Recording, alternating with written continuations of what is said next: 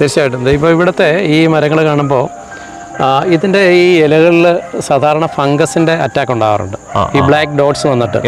പക്ഷേ ഇവിടെ ആ സംഗതി കാണുന്നില്ല. അപ്പോൾ നിങ്ങളുടെ പരിപാലനത്തിൻ്റെ ഒരു മികവ് കാരണമാണ് അങ്ങനെ ഉണ്ടാവാതിരിക്കുന്നത്. തുടക്കത്തിൽ സത്യത്തിൽ സാറാ പറഞ്ഞ ഒരു കാര്യം ഞങ്ങൾ ശ്രദ്ധയിൽ വന്നിരുന്നു.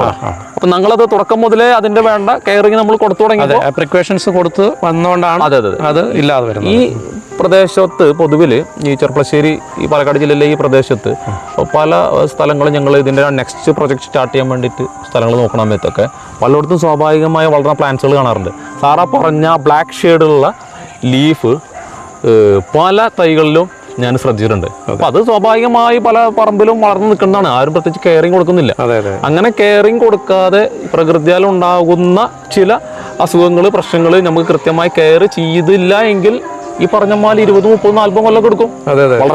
വളർച്ച മാസങ്ങളവിടെ നിൽക്കണ്. പിന്നെ അത് സ്വാഭാവികമായി റിക്കവർ ചെയ്ത് വരണമെങ്കിൽ പിന്നെ മാസങ്ങൾ എടുക്കുന്നു. കുറച്ച് ക്ലൈമറ്റ് മാറുമ്പോൾ റിക്കവറായി വന്നു, പിന്നെ അടുത്തൊരു ക്ലൈമറ്റിൽ വരുമ്പോൾ പിന്നെ നക്ക വന്നു. അങ്ങനെ സ്വാഭാവികമായ വർഷങ്ങൾ എടുക്കും എന്നുള്ളത് പല ആൾക്കാരുടെ അഭിപ്രായം പറയുന്നത് ശരിയാണ്.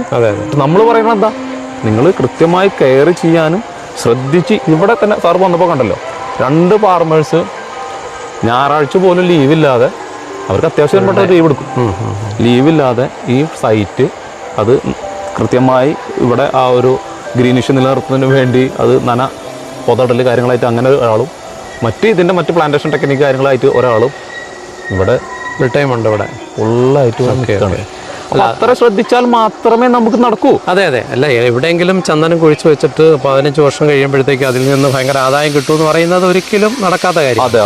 അങ്ങനെ കിട്ടാൻ പോകുന്നില്ല. നമ്മൾ എത്രമാത്രം അതിനെ കെയർ ചെയ്യുന്നു, പ്രത്യേകിച്ച് ആദ്യത്തെ ഒരു 4-5 വർഷം നമ്മൾ കെയർ ചെയ്ത് കഴിഞ്ഞാൽ പിന്നെ നമുക്ക് വളരെ ഈസി ആയിരിക്കും. അതെ.